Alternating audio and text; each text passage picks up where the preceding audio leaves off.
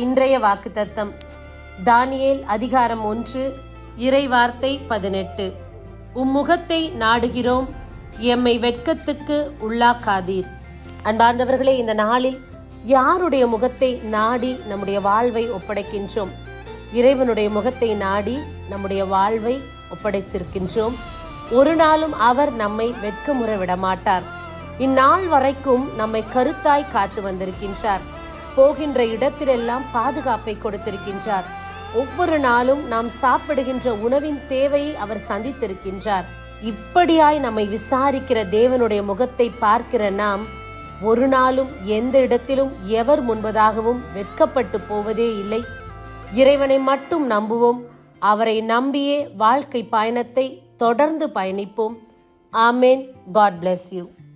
வாழ்க்கை என்பதிலே நிறைவேறா விருப்பம் 1000 இருக்கும். இமைக்கும் பொழுதினிலே நிலை மாறும், நிறைவேறும்.